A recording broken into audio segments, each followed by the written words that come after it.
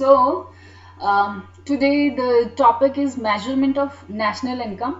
इससे पिछली क्लासेस में हमने नेशनल इनकम के से रिलेटेड वेरियस कॉन्सेप्ट्स को पढ़ा और उसके बाद हमने उससे रिलेटेड जो भी नेशनल इनकम के जो एग्रीगेट्स होते हैं उनको पढ़ा, राइट।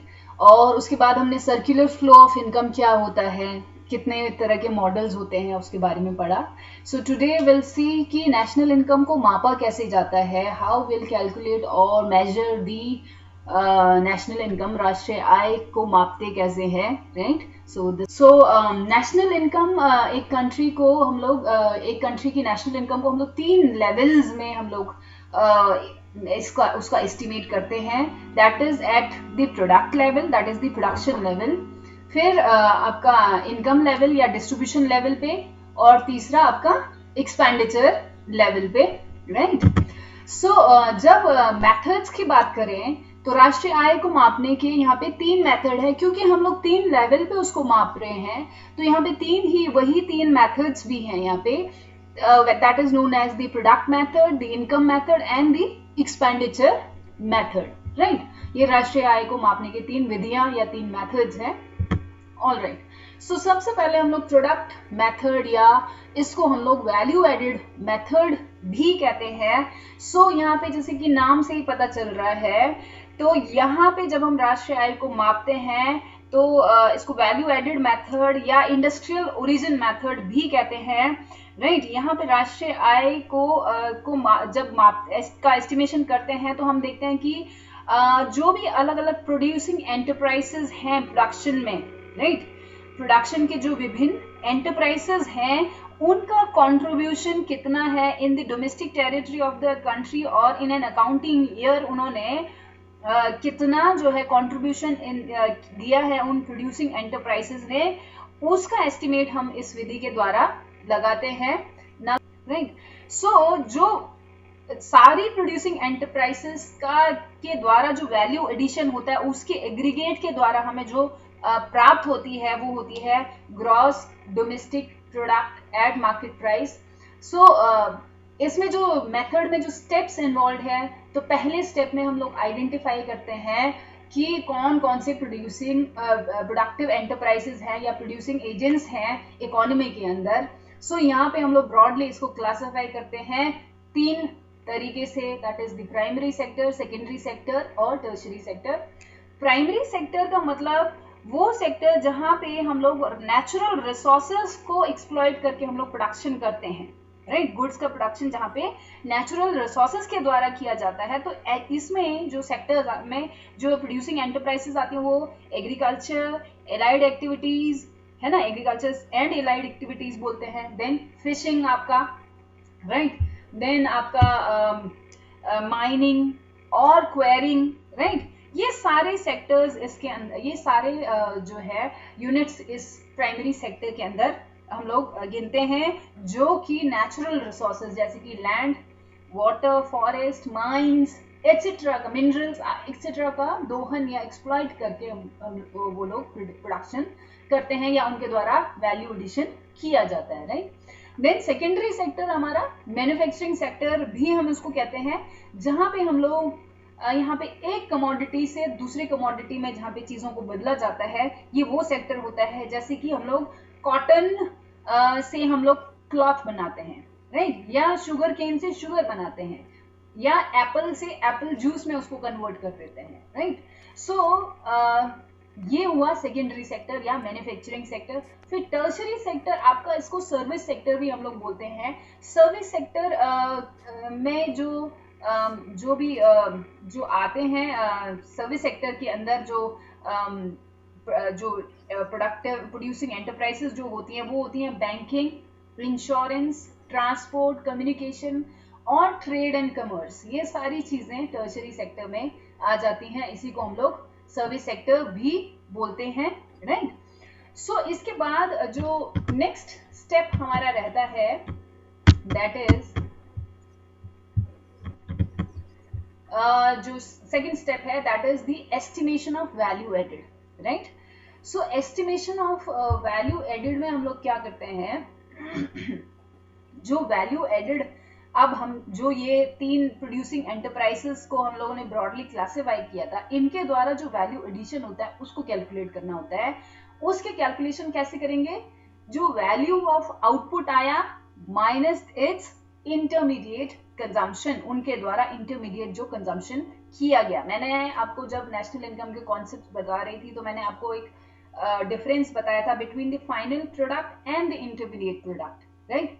फाइनल प्रोडक्ट जो हमारी वांट्स को डायरेक्टली सेटिस्फाई करता है, जैसे कि हम लोगों ने मिल्क को मिल्क एज अ मिल्क हमने कंजम्पशन करना था, तो वो एक फाइनल प्रोडक्ट थी। बट मिल्क को जब हम दही बनाने के लिए या पनीर बनाने के लिए उसको यूज करेंगे तो वो एक वहां पे दही के लिए वो एक इंटरमीडिएट कंजम्पशन बन जाता है। So this that is the difference, है ना, फाइनल प्रोडक्ट और इंटरमीडिएट प्रोडक्ट। सो जो भी रॉ मटेरियल्स यूज हो रहा है, नेचुरल रिसोर्सेज यूज हो रहे हैं या और भी दूसरे रॉ मटेरियल्स यूज हो रहे हैं, नेचुरल नॉट नेसेसरीली नेचुरल, तो वो इंटरमीडिएट कंजम्पशन कहलाता है। और जो बाद में फाइनल जो प्रोडक्ट बन के आता है, जो फाइनल कंजम्पशन के लिए रेडीमेड होता है, उसको बोलते हैं हम लोग वैल्यू ऑफ आउटपुट में उसको हम कंसीडर करते हैं, right. So value of output होता क्या है एक्चुअल में? वैल्यू ऑफ आउटपुट होता है कि जो total sales during the year, during the accounting year, जो एंटायर आउटपुट को सेल करने के बाद जो प्राप्त होता है, that is the value of output, right. और इंटरमीडिएट कंजम्पशन मतलब मैंने बताया जो नॉन फैक्टर इनपुट्स की वैल्यू होती है। नॉन फैक्टर इनपुट मतलब लैंड, लेबर, कैपिटल, एंटरप्रेन्योर के अलावा, ये तो हो गया ना फैक्टर इनपुट, उसके अलावा जो जैसे कि रॉ मटेरियल जो यूज होते हैं in the process of production, उसको बोलते हैं इंटरमीडिएट कंजम्पशन। यहाँ पे लैंड, लेबर, कैपिटल, एंटरप्रेन्योर की बात नहीं कर रहे, हम नॉन फैक्टर इनपुट्स की बात कर रहे हैं जो कि रॉ मटेरियल के फॉर्म में हम लोग यूज करते हैं। सो उसकी जो वैल्यू है that is intermediate consumption, right. So इन ये निकालने के बाद जो टोटल वैल्यू एडेड निकलता है या एग्रीगेट वैल्यू एडेड जो निकलता है, वो हमें देता है gross value added at market price, right. So यहाँ पे एक एग्जांपल है वैल्यू एडिशन का, यहाँ देखिए A sales to B, first column में आप देख रहे हैं ट्रांजेक्शन में ए ने बी को बेचा, ठीक है, क्या बेचा? 1000 रुपीज का कुछ आउटपुट बेचा, ठीक है। नाउ लेट्स सपोज जो वो जो ए है वो कौन है? फार्मर है, राइट, वो है फार्मर, ठीक है। फार्मर ने जो खेती की और वीट का उत्पादन किया सपोज, ठीक है, और हम ये मान के चल रहे हैं कि उसकी वो जो खेत थी, ठीक है, वो फ्री ऑफ कॉस्ट या फिर जो भी बीज थे या जो भी रॉ मटेरियल उसने उसके लिए यूज किया उस वीट के प्रोडक्शन के लिए, उसका कॉस्ट ऑफ प्रोडक्शन उसका जीरो था, इसलिए हमने यहाँ पे जीरो लिख दिया, ठीक है। सो क्योंकि इसका value of intermediate consumption zero है और जो इसने वीट को बेचा है बी को टू द बी हो गया अब सपोज फ्लोर मिलर, ठीक है, फ्लोर मिल वाला का मालिक, ठीक है। तो ये जो 1000 है उसके लिए वो उसका फाइनल प्रोडक्ट उसने इसको बेच दिया, राइट। सो उसका द्वारा वैल्यू एडिशन कितनी हुई फार्मर के द्वारा? यहाँ पे 1000 रुपीज, क्योंकि कॉस्ट ऑफ प्रोडक्शन यहाँ पे जीरो है, राइट। ना बी का जो फ्लोर मिलर ने 1000 का तो इंटरमीडिएट कंजम्पशन किया 1000 रुपीज का वीट खरीद के, राइट। अब उसको पिसवा के उसने वापस आटा को कितने में बेचा? 1500 रुपए, राइट। 1500 रुपए में उसने सी को दैट इज बेकर को बेच दिया, राइट। सो उसके द्वारा जो वैल्यू एडिशन फ्लोर मिलर के द्वारा की गई थी वो थी 500 रुपए, है ना। ये 1500 माइनस 1000 जो कि फार्मर के द्वारा इसने खरीदी थी 1000 में, तो वो 1000 इंटरमीडिएट कंजम्पशन हो गया फ्लोर मिलर का, राइट। सो ये होगी वैल्यू एडिशन 500। अब सी जो है, सी है बेकर, ठीक है। अब बेकरी वाले ने ये फ्लोर मिलर से 1500 में खरीदा ना, राइट, तो वो इंटरमीडिएट कंजम्पशन, बट उसने सेल कितने में की टू द शॉपकीपर? 2200 रुपए में। तो 2200 माइनस उसका इंटरमीडिएट कंजम्पशन ये 1500 करेंगे तो the value addition made by the bakery वाला इज 700 रुपए, right. Then D to C, जब डी टू ई या फाइनल कंज्यूमर्स या फिर शॉपकीपर को जब शॉपकीपर ने जो कंज्यूमर्स को बेचा, ठीक है, फाइनली शॉपकीपर ने जो कंज्यूमर्स को बेचा वो कितने में बेचा? वो जो उसने 2200 का इंटरमीडिएट कंजम्पशन किया फ्रॉम बेकरी से उसने जब खरीदा, और उसके बाद उसका जो फाइनल सेल हुआ वो 3500 को हुआ, बट वो फाइनल सेल उसकी वैल्यू एडिशन नहीं थी, वैल्यू एडिशन इन दोनों के बीच का डिफरेंस होगा, that is 1300 worth of rupees suppose, right. So ये जो टोटल हो गए एग्रीगेट इकोनॉमी में, ये आ गए यहाँ पे प्राइमरी सेक्टर, सेकेंडरी सेक्टर है ना, टर्शरी सेक्टर, क्योंकि ट्रेडर भी आ गया, ये सब का वैल्यू एडिशन का aggregate, that is total value added will be suppose 3500, which will be what, gross domestic product at market price, क्योंकि within the domestic territory of a country, ठीक है, और within an accounting year जो value total value addition की बात कर रहे हैं, सो हमें ये यहाँ से gross domestic product at market price यहाँ पे मिल जाता है, राइट। देन आपका नेक्स्ट स्लाइड में अब राष्ट्रीय आय निकालते कैसे हैं, क्योंकि ये जो ग्रॉस वैल्यू एडेड मैंने बताया आपको, जितने भी विभिन्न प्रोड्यूसिंग एंटरप्राइजेस थे domestic territory of a country in an accounting year, जो उनका कंट्रीब्यूशन रहा, उनके ग्रॉस वैल्यू एडेड से जो प्राप्त होगा उसको हम कहते हैं gross domestic product at market price, that is GDP at market price, right. Now having estimated this GDP at market price, now we have to find out the national income, और national income को हम लोग net national product at factor cost भी बोलते हैं, ये हम लोग एग्रीगेट्स में पढ़ चुके हैं, राइट। सो नेशनल इनकम में कन्वर्ट करने के लिए हमें पता है जीडीपी एट मार्केट प्राइस को हम लोग राष्ट्रीय आय या एनएनपी एट फैक्टर कॉस्ट कैसे करेंगे convert. GDP at market price आ गया टोटल वैल्यू एडिशन से, उसमें से माइनस डेप्रिसिएशन करेंगे तो ग्रॉस का नेट बन जाएगा, plus net factor income from abroad करेंगे तो डोमेस्टिक का नेशनल बन जाएगा, और minus net indirect taxes, that is minus indirect taxes plus subsidies करेंगे तो वो मार्केट प्राइस का फैक्टर कॉस्ट में चेंज हो जाएगा, which will provide you the NNP eight factor cost, या फिर इसको राष्ट्रीय आय भी हम बोलते हैं। So this is how first method के द्वारा हम लोग राष्ट्रीय आय को इस तरह से एस्टिमेट करते हैं, राइट, इन विभिन्न स्टेजेस में, राइट। दूसरा मेथड आपका है इनकम मेथड या आय विधि जिसको बोलते हैं, राइट। नाउ ये जो राष्ट्रीय आय को मापता है, that is in terms of the payments made in the form of wages, rent, interest and profit to the primary factors of production. Primary factors of production चार बेसिकली हम लोग जो मानते हैं, land, labour, capital and entrepreneur. So इनको हम लोग reward देते हैं in the form of wages, rent, interest and profit, जो कि क्या है, फैक्टर पेमेंट्स हो गया, राइट, या फैक्टर्स की इनकम हो गई, राइट। सो उन प्राइमरी फैक्टर्स ऑफ प्रोडक्शन को हम लोग जब ये डिस्ट्रीब्यूशन करते हैं या फैक्टर पेमेंट करते हैं for their productive services in an accounting year, so ये राष्ट्रीय आय इस तरह से मापा जाता है through the income method, right. So measurement of national income using income method, क्या करते हैं हम लोगों को जब ये मिलता है नेशनल इनकम मिलता है इनकम मेथड के द्वारा, by calculating by aggregating all these factor payments, तो हमें मिलता है net domestic product at factor cost, ठीक है, net domestic product at factor cost हमें मिलता है। वो कैसे मिलता है, तो हम लोग यहाँ पे क्या करते हैं, जो हमारी जो फैक्टर पेमेंट्स को हम लोग ब्रॉडली हम लोग तीन पार्ट्स में यहाँ पे इसको क्लासिफाई करते हैं, ठीक है, कैसे, compensation of employees, operating surplus और mixed income of self employed person, ठीक है, mixed income of self employed person, right. So factor income का पहला भाग है कॉम्पनसेशन ऑफ एम्प्लॉइज।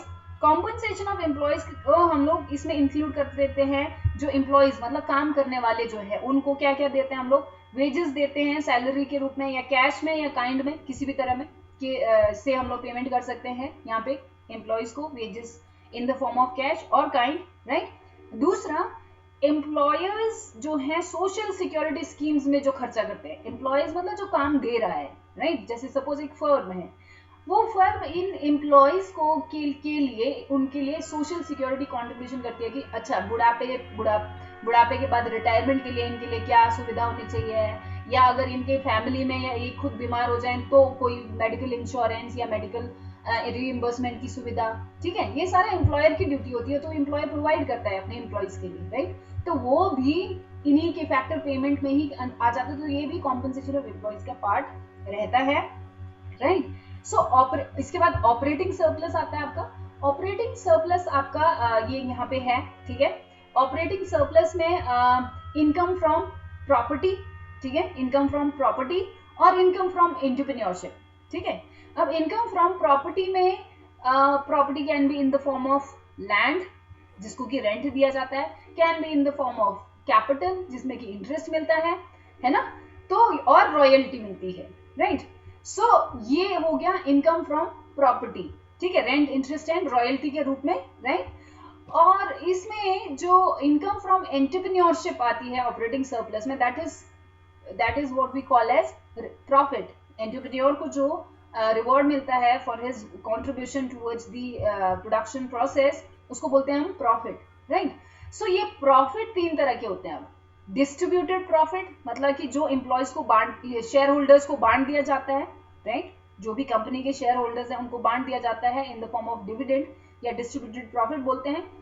एक रखा जाता है अनडिस्ट्रीब्यूटेड प्रॉफिट या रिटेन्ड अर्निंग या सेविंग भी बोल सकते हैं इसको, saving of private corporate sector, जो कि आगे फ्यूचर के लिए कंपनी के मेंटेनेंस, कंपनी की एक्सपेंशन या और भी गतिविधियां करने के लिए इसको रखा जाता है, राइट, फ्यूचर में और निवेश करने के लिए इसको रखा जाता है। So that is the undistributed profit.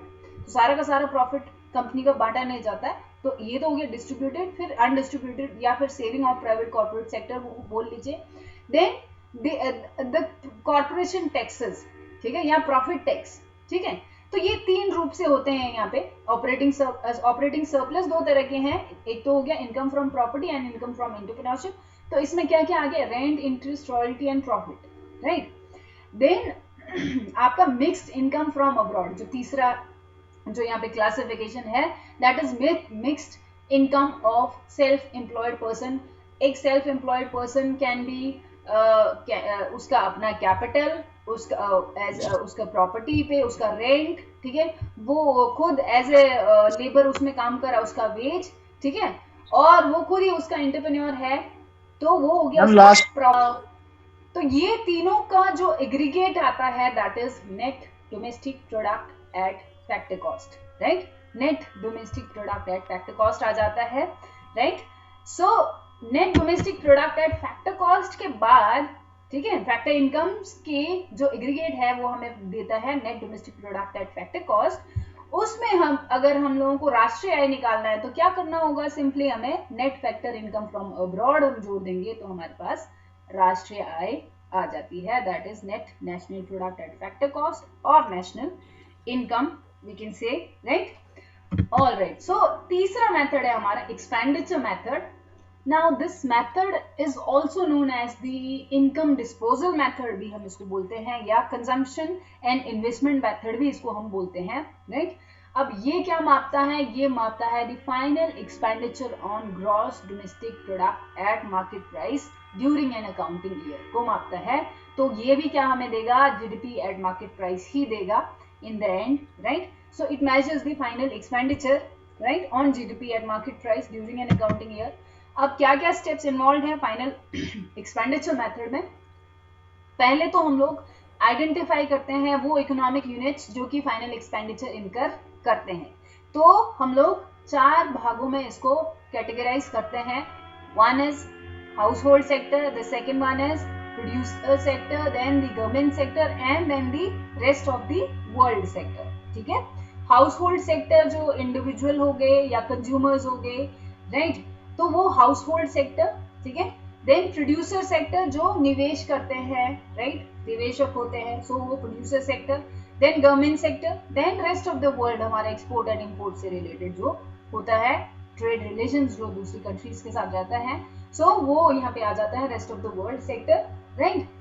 अच्छा, हमने पहले आइडेंटिफाई कर लिया विभिन्न इकोनॉमिक यूनिट्स को जो फाइनल एक्सपेंडिचर इनकर करते हैं, राइट। तो द सेकेंड स्टेज में हम लोग क्या करते हैं, क्लासिफाई करते हैं उस फाइनल एक्सपेंडिचर को, ठीक है। तो क्लासिफाई हम लोग दो भागों में इसको क्लासिफाई करते हैं, that is final consumption expenditure and final investment expenditure, ठीक है। फाइनल कंजम्पशन एक्सपेंडिचर में क्या क्या आता है, प्राइवेट फाइनल कंजम्पशन एक्सपेंडिचर और गवर्नमेंट फाइनल कंजम्पशन एक्सपेंडिचर आ जाता है, ठीक है। और दूसरा फाइनल इन्वेस्टमेंट एक्सपेंडिचर में आपका gross domestic fixed capital formation इसको बोलते हैं हम, gross domestic fixed capital formation मतलब एक स्टॉक के फॉर्म में, और दूसरा इन्वेंट्री के फॉर्म में, चेंज इन स्टॉक और इन्वेंट्री इन्वेस्टमेंट इसको बोलते हैं फाइनल इन्वेस्टमेंट में। तो एक तो आ गया स्टॉक, एक हो गया फ्लो, राइट। फ्लो कैसे, इन्वेंट्री इन्वेस्टमेंट जो मतलब चेंज इन स्टॉक हुआ, दूसरा फिक्स्ड कैपिटल फॉर्मेशन जो हुआ, ठीक है, तो वो हो गया निवेश। तो ऐसा नहीं है कि कंजम्पशन सिर्फ फाइनल गुड्स का ही होगा, फाइनल इन्वेस्टमेंट की गुड्स भी होती हैं, ठीक है, जैसे कि एक मशीन है, ठीक है, टेलर की मशीन है, वो एक तरह का फाइनल कंजम्पशन एक्सपेंडिचर हो गया, राइट। तो वो इसमें आता है इन्वेस्टमेंट और आपका consumption expenditure both, right, in the final expenditure, total final expenditure. और जब हम इसको देखते हैं कि कैसे इसको हम करते हैं, तो सबसे पहले हमने क्या किया, private final consumption expenditure plus private final investment expenditure plus government का final expenditure, whether it is consumption expenditure और investment expenditure both, right, government final expenditure plus net export. अब ये नेट एक्सपोर्ट क्या होता है, that is the total export minus total import of the economy, right, total export minus total import of the economy, वो देगा हमें net export. और इन सब का एग्रीगेट से जो हमें प्राप्त होता है, that is GDP at market price, gross domestic product at market price प्राप्त होता है। ये कैलकुलेशन करने के बाद, इसका एग्रीगेट करने के बाद, ये चार चीजों का एग्रीगेट करने के बाद हमें क्या प्राप्त हो रहा है, तो यहाँ पे क्या आ गया, यहाँ पे हमारे पास हाउस होल्ड सेक्टर, ठीक है, यहाँ पे हमारे पास producing sector, government sector and rest of the world sector, चारों सेक्टर्स आ गए, देख लीजिए आप, राइट। सो इनके एग्रीगेट एक्सपेंडिचर को हम लोग बोलते हैं gross domestic product at market price. और उसके बाद की विधि हम लोग जानते हैं, तो हमें अगर इसके बाद एनडीपी निकालना है, तो क्योंकि ग्रॉस है तो हम लोग क्या कर देंगे, डेप्रिसिएशन माइनस कर देंगे, ठीक है। अच्छा, ये यहाँ पे मैंने एनएनपी एट मार्केट प्राइस लिखना था, ये गलती कर दी फिर से मैंने यहाँ पे अपनी स्लाइड में, ठीक है। सो यहाँ पे net national product at market price होना चाहिए था। सो यहाँ पे उसके बाद plus net factor income from abroad, है ना, और ये मार्केट प्राइस की जगह यहाँ पे फैक्टर कॉस्ट होना चाहिए था, ये सारी गलती हो गई है मेरे से इस स्लाइड में। So minus net indirect taxes. Am I audible to everyone? GDP at market price minus depreciation plus net factor income from abroad minus net indirect taxes करेंगे तो हमारे पास क्या आ जाता है, national income, that is NNP at factor cost। ये गलत हो गया है, प्लीज इसको थोड़ा ध्यान में रखना, तो वो मैं ठीक करके दूंगी जब आपको स्लाइड दूंगी तो। सो NNP at market price, और अगर या फिर मैंने यहाँ पे गलत लिख दिया ये, ठीक है, यहाँ पे ये चीजें नहीं लिखनी, ये नहीं लिखना चाहिए मुझे, और ये नहीं लिखना चाहिए था, सिर्फ माइनस डेप्रिसिएशन यहाँ मुझे लिखना चाहिए था, राइट। अच्छा, इसके बाद NDP at market price plus net factor income from abroad कर देते हैं, तो net national product at market price मिलता है। और अगर मार्केट प्राइस को फैक्टर कॉस्ट में बदलना है तो हम लोग minus net indirect taxes, right. So this is how we'll estimate the national income with the final expenditure method, right? So these three methods have been summarized here: product method, या production or value added method, then income method, then expenditure method. So production और product method में हम लोग क्या कर रहे हैं, net value added add factor cost in primary sector, then in secondary sector and then in tertiary sector को जोड़ देंगे, ठीक है, और plus depreciation minus net indirect taxes भी करेंगे, तो will get GDP at market price, right. Similarly यहाँ पे compensation of employees, mixed income of self employed, operating surplus, है ना, that is rent interest plus profit, है ना, देन डेप्रिसिएशन भी जोड़ना है प्लस नेट इनडायरेक्ट टैक्सेस भी जोड़ना है, क्योंकि ये एट फैक्टर कॉस्ट है ना, राइट, इसलिए, और ग्रॉस में है इसलिए। सो वो हमें देता है gross domestic product at market price. Similarly, expenditure method में private consumption expenditure, investment expenditure, government purchase of goods and services plus net export हमें देता है GDP at market price।